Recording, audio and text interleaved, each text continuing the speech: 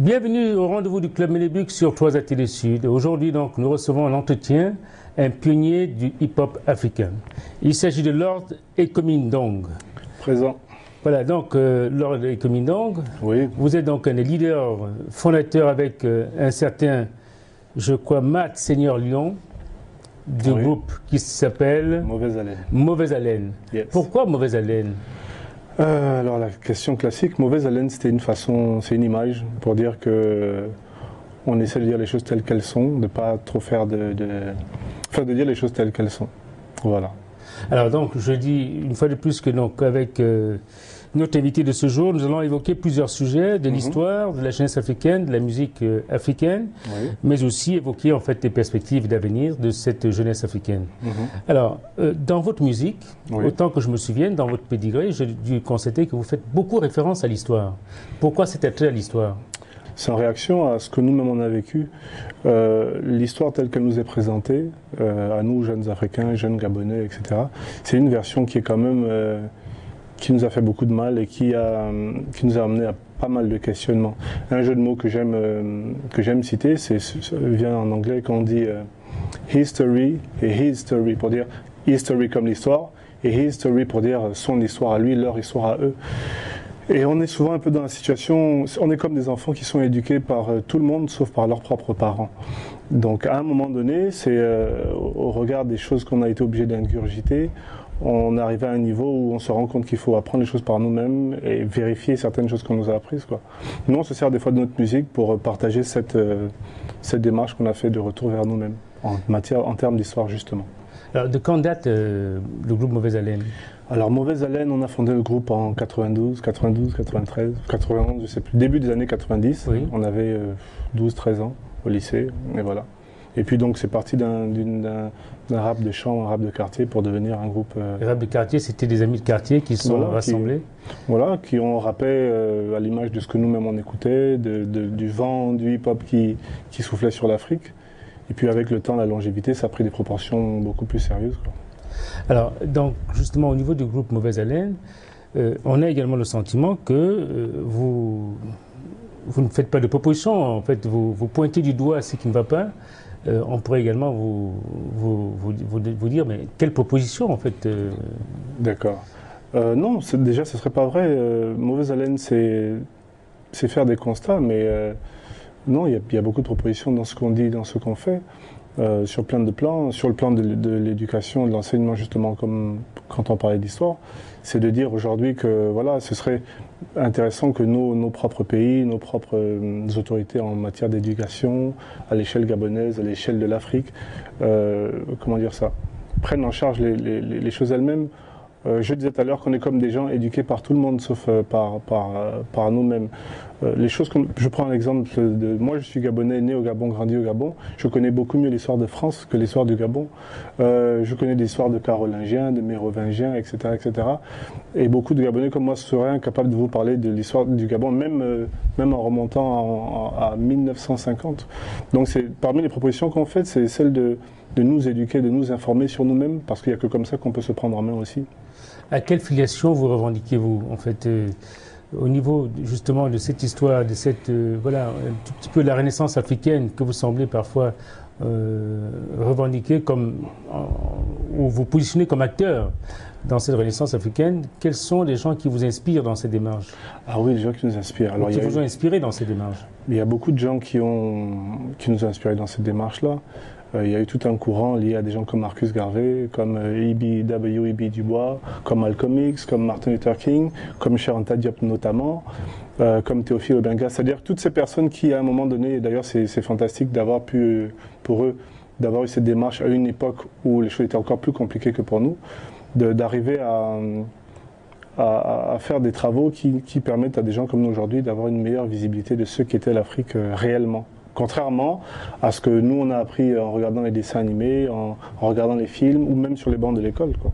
Où l'essentiel de ce qu'on nous apprend sur nous-mêmes, c'est qu'on était des primitifs et qu'on descend d'esclaves et que l'Afrique n'a jamais rien produit de valable dans l'histoire, ce qui au final est totalement faux. Et donc, moi, je crois que aussi, en fait, en vous écoutant ou en lisant ce qui se dit sur vous, il y a ce rapport à l'école. Vous semblez, en fait, défier l'école telle qu'elle existe en proposant une autre manière d'apprendre. Oui. Disons qu'on a un concept d'ailleurs dans nos albums qui s'appelle ministère de la rééducation. Ministère, ça peut être pris au sens ministériel comme dans un gouvernement, mais ministère aussi au sens une mission qu'on se donne par rapport à soi-même, un peu comme dans le cadre religieux. C'est un pari qu'on se donne par rapport à soi-même, un objectif à atteindre. Et rééducation, parce qu'on estime qu'il faut à un moment donné, dans notre cas, il y a beaucoup de choses à revoir complètement, quoi. On est un peu, je reprends cette image-là, comme des enfants qui sont allaités par... je sais pas, avec un biberon qui est un peu empoisonné, quoi. Voilà. Donc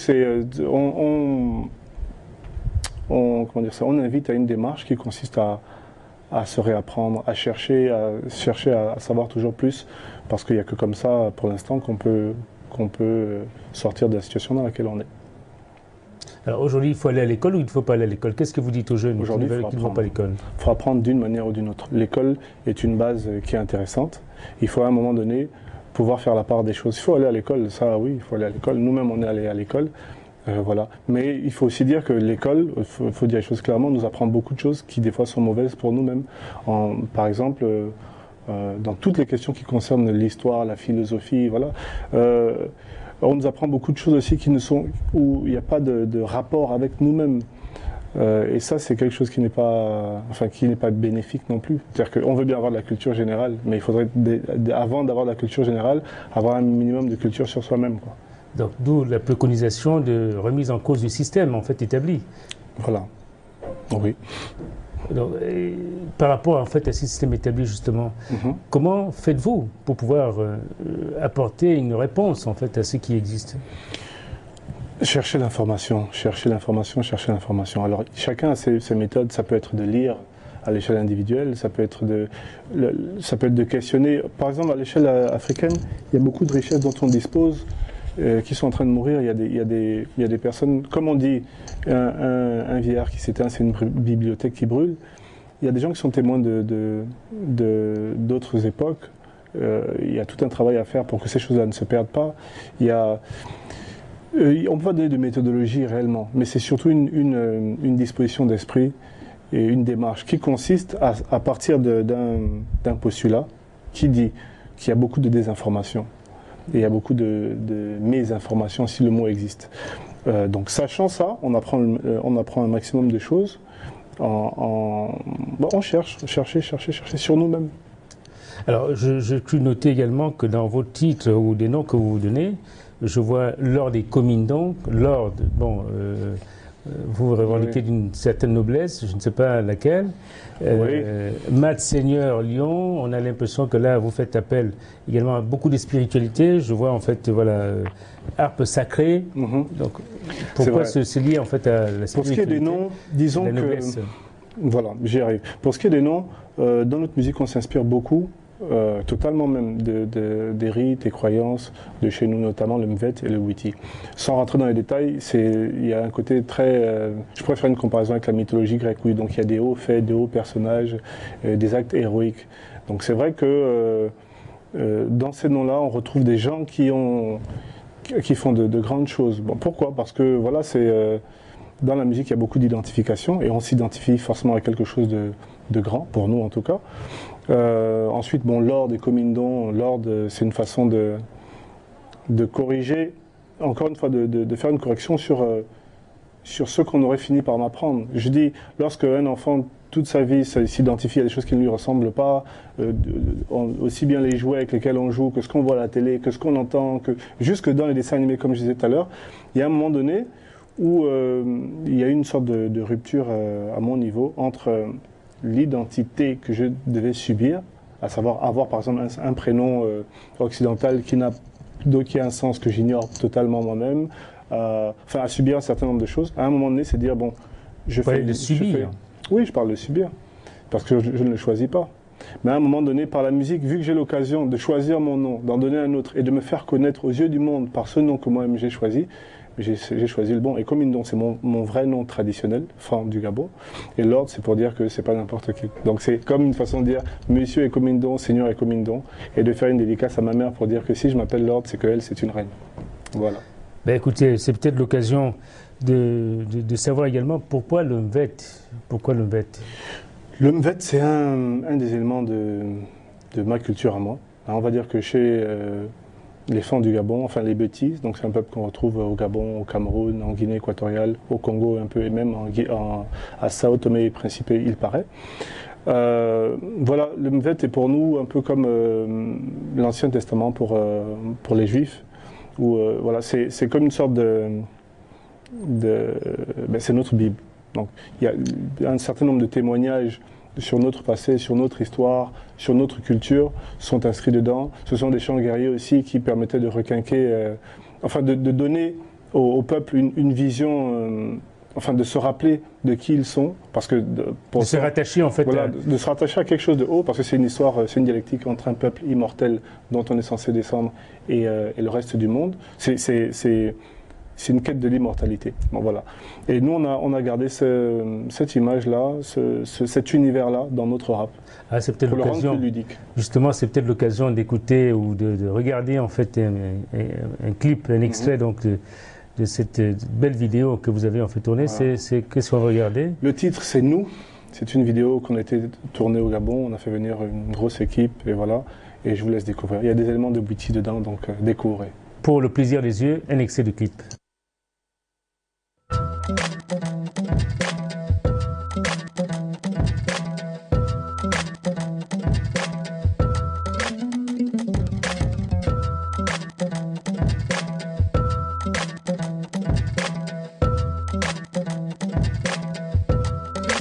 Yo, on est de ces rares disciples qui participent par l'artistique à rendre la life moins hard ici.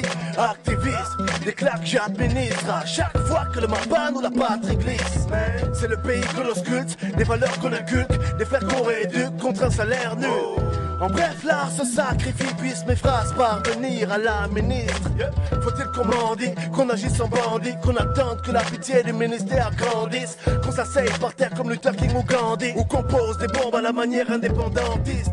C'est juste un droit de base qu'on brandit. Vous avez tous jugé sur mes zics, restez tranquille. Nul besoin d'être bandit pour voir ce dont je parle, mais n'y pensez.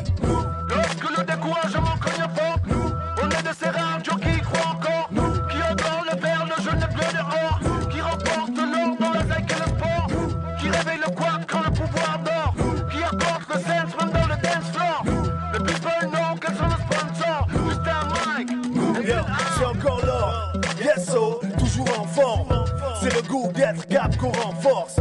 Ce sont nos propres combis qu'on rend fort. En quelque sorte, Zorban, c'est le renfort. Lorsque vos scores en sport déshonorent, c'est à tout le pays qu'MH lave le corps.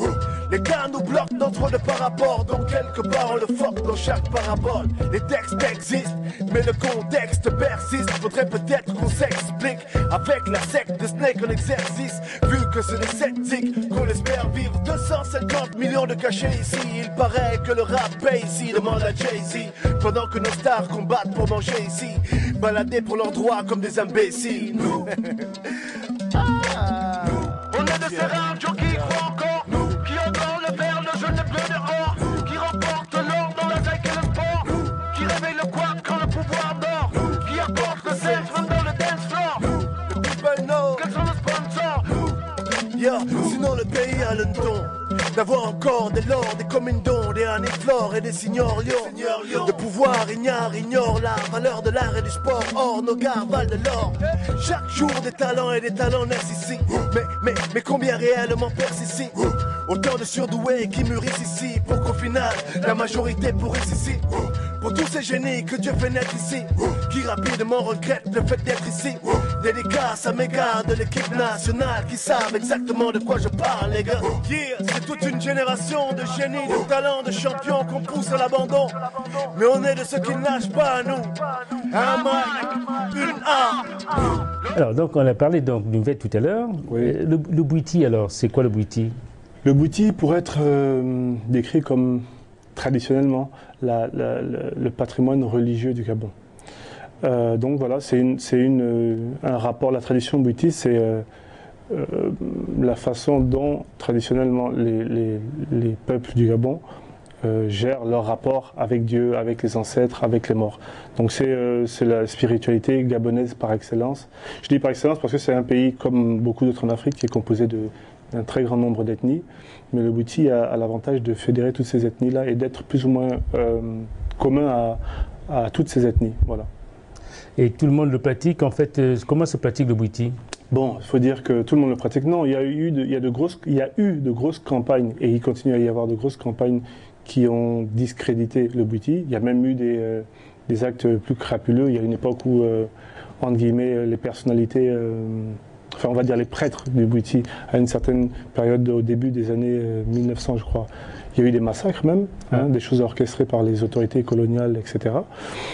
Donc oui, il y a eu un gros travail qui a été fait pour... C'était comme un contre-pouvoir, le Bouti, c'est ça que vous voulez dire? Mais disons que dans le travail qui a consisté à coloniser, à contrôler, à gérer, à servir, voilà, on a dépossédé les gens de ceux de quoi ils tiraient leur force, ceux en quoi vous mettez toute votre confiance, tout, on vous l'enlève tout simplement. Des éléments de résistance en quelque sorte. Voilà, entre autres, pour le remplacer notamment par la religion chrétienne avec tout ce qu'elle comporte de bon et de mauvais d'ailleurs sur les colonies. Donc le Bouti, c'est le rite traditionnel par excellence au Gabon. Et voilà, donc c'est un élément de culture de chez nous, c'est pour ça qu'il Tout comme le Mvet, en fait, en quelque sorte. Tout comme le Mvet. Alors, vous parlez aussi souvent de la harpe sacrée, en fait, voilà, donc la harpe sacrée en 2 tomes, voilà. Pourquoi la harpe sacrée, justement? La harpe sacrée, justement, c'est cette harpe-là qu'on appelle ngoma chez nous, c'est l'instrument central des cérémonies du Bouiti. Donc ça pourrait même symboliser le Bouiti, c'est l'instrument dont on joue pendant ces cérémonies-là.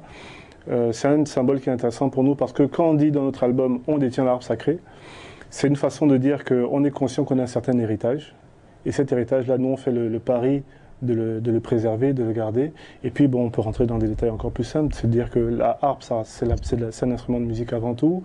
Donc, c'est comme nous qui faisons de la musique. Ça renvoie à la spiritualité du Gabon, comme ce que nous, on essaie de faire dans nos textes. Et puis, ça remonte même à la grandeur de l'Afrique parce que les origines du Bouiti remonte à l'Égypte antique. Cette fameuse harpe-là s'y retrouve aussi. On a des témoignages de ça dans la Bible, dans le psaume 150 et à beaucoup d'autres endroits quand on parle de l'harpe de David, etc. Donc c'est en un symbole, ça nous permet de résumer un certain nombre de choses qui sont importantes pour nous. Autrement dit, il y aurait des rapprochements en fait, entre la pratique du Bouiti en fait, et la religion chrétienne? Entre la pratique du Bouiti et la religion chrétienne. Là, on rentrera dans d'autres détails. Au Bouiti, dans le cadre du Bouiti au Gabon, il y a plusieurs tendances. L'une d'entre elles, c'est le Bouiti fan, je suis fan d'ailleurs. Et les fans ont souffert de beaucoup de... je ne sais pas quel terme on emploie. Les autorités coloniales ont fait un gros travail pour déposséder les gens de leurs pratiques traditionnelles. Il y a beaucoup de choses qui sont en voie de disparition chez nous. Donc le génie de cette culture-là a procédé à il y a eu une démarche syncrétique qui fait qu'ils ont pioché dans la tradition, leur tradition propre, dans la tradition des peuples qui sont tout autour, les Pygmées, les gens du sud du Gabon, et même le christianisme, pour se reconstituer une cosmogonie, une vision et un rapport avec Dieu. Mais qui n'a aucun rapport avec la pratique ancestrale. Si, il y a un rapport avec la pratique ancestrale, parce qu'en fait, aujourd'hui, les gens se servent même du Bouiti pour expliquer la religion importée qui est le christianisme. Et même quand je dis religion importée, il y a des bouddhistes qui s'estiment bien plus chrétiens que les chrétiens eux-mêmes. Pourquoi? Parce que, par exemple, quand on parle de l'arbre de vie, l'arbre de la connaissance du bien et du mal, on vous dira que c'est l'iboga, qui est la plante par excellence, oui, qui pousse au Gabon, et qui est, avec la harpe, l'un des 2 symboles les plus importants du Bouiti. Ils vous diront que c'est l'arbre de la connaissance du bien et du mal, ou de la vie et de la mort. Il y a beaucoup de parallèles comme ça qui se feront entre beaucoup d'explications que les bouddhistes donnent à la Bible et à la religion chrétienne. Donc il y a eu un travail de correspondance. C'est pas forcément que les choses viennent du christianisme. D'ailleurs, je pense que l'univers bouddhiste est bien antérieur à l'univers chrétien. Par rapport justement à la pratique du Bouiti Bon, on dirait que c'est également une initiation. Oui. Comment se pratique cette initiation? Tout le monde peut être initié? Tout le monde peut être initié au Bouti. Vous y croyez-vous à l'initiation? Oui, bien sûr que j'y crois. Je n'ose pas vous demander si vous êtes vous-même initié. Je ne suis initié à rien qui se parle sur un plateau de télévision, mais je suis un Gabonais en bonne et due forme et j'invite tous ceux qui peuvent à se faire initier au Bouti. Ça, je peux le dire, oui. Donc vous encouragez la jeunesse gabonaise, voire africaine. D'autres jeunes Africains peuvent également venir s'initier? Oui, des jeunes Africains, même des jeunes d'ailleurs. Il y a beaucoup d'Occidentaux qui se font initier aujourd'hui. Bon, il y a beaucoup de désordre aussi autour de ça, parce que maintenant, la plante dont je parle de l'iboga, il y a des trafics qui se font de façon totalement incontrôlée, avec ce que ça implique comme dérive. Mais fondamentalement, c'est un parcours qui est presque indispensable dans la vie d'un être humain. C'est un retour vers soi-même. Un ressourcement, en fait. Voilà, une deuxième naissance. Une deuxième naissance. Oui, donc je signale que nous sommes donc sur ce plateau de rendez-vous du Club Menebuc avec voilà, Lord et Comindong. Yes. Alors, c'est quoi l'actualité de Mauvaise Haleine aujourd'hui? L'actualité de Mauvaise Haleine. Mauvaise Haleine existe depuis le début des années 90. Donc depuis lors, on a eu le temps de sortir 4 albums quand même. 4 albums en tant que groupe et 2 albums solo. Donc ça fait 6 albums. On produit beaucoup de groupes par le biais d'un label que j'ai monté qui s'appelle Zorbam Productions, qui est parmi les 2 labels les plus visibles sur la scène gabonaise. Donc il y a la sortie de pas mal de groupes qu'on produit. Je citerai Lestat, XXL, je citerai Wendy, je citerai Mauvaise Haleine. Pour ce qui est de Mauvaise Haleine même, qui est mon groupe, là on vient de remporter un pari de taille en organisant notre premier concert en France, donc à l'Élysée-Montmartre le 21 décembre. Je pense que c'est même une première à l'échelle du rap africain. Voilà, donc au sortir de ça, il y a pas mal de contacts qui se sont noués, il y a pas mal de perspectives intéressantes qui vont nous emmener là bientôt à préparer une édition française de notre album. Donc on aura bientôt l'album de Mauvaise Haleine sur le territoire français. Donc ça, ce sont les perspectives, donc ce sont les projets du groupe? Voilà. Entre autres. Il y a un autre concert qui est prévu, en fait, où est-ce qu'on peut voir encore alors pour l'instant, j'ai pas toutes les dates en tête, mais je peux renvoyer les gens vers le site de Mauvaise Haleine, qui est www.mauvaisehaleine.com. Mauvaise Haleine qui s'écrit MOVAIZHALEINE. Peut-être que ce sera écrit sur l'écran. Non, je vous signale que sur ce plateau, ils sont très bons de toute façon. Donc, voilà. Donc mauvaisehaleine.com, il y a toutes les informations nécessaires là-dessus, sur nos dates, etc. Alors, je crois que avec tout ce que vous nous décrivez, avec voilà, tout ce ressourcement, toutes ces idées, est-ce que vous pouvez nous mimer, en fait, voilà, en quelques secondes? Bien sûr. Alors, c'est un extrait de 3 de nos albums, parce que c'est une chanson qu'on a ressortie 3 fois, parce que c'est un message que je tenais à faire passer d'une certaine façon, qui s'appelle L'Héritier. Mais bon, je le fais, c'est beaucoup plus parlant. Allez-y. Ça fait « Au nom de la tribu des Bennes, que Mauvaise Haleine revienne, ma tâche réarrache la part de grâce africaine, man. FM, prise en otage des ondes hertziennes, réattribution de chaque part de gloire dans l'histoire humaine. Digne fils des civilisateurs d'Atlantis, mère de Saba jusqu'à Memphis, pilier de l'histoire, pionnier du savoir, fierté noire, aujourd'hui émigré depuis Congo jusqu'à Memphis, Black Defender, rééducace time pour mon peuple, réapprendre les 4000 ans d'histoire balafrée par les falsificaces de l'intelligentsia babylonienne, avec pour objectif unique agenouiller Sa Majesté l'Africaine. Si mentir, des siècles peut bâtir un empire, une seconde suffit à la vérité pour tout anéantir. Une seule seconde, rien qu'une seconde, pour rappeler que les descendants de Cam ont civilisé ce monde. Voilà. Je reste très admiratif comme nos téléspectateurs en fait à cet extrait et comme merci en tout cas donc Lord et Comindong. Comme dirait en fait France Fanon, chaque génération doit pouvoir en fait assumer sa mission et la trahir. Vous avez décidé d'assumer la vôtre. Merci en tout cas. Merci en tout cas. C'est sur ces belles notes que nous donc clôturons cette session, cette émission avec Lord et Comindong. Rendez-vous donc est pris pour le prochain numéro des Rendez-vous du Club Menebuc. À bientôt.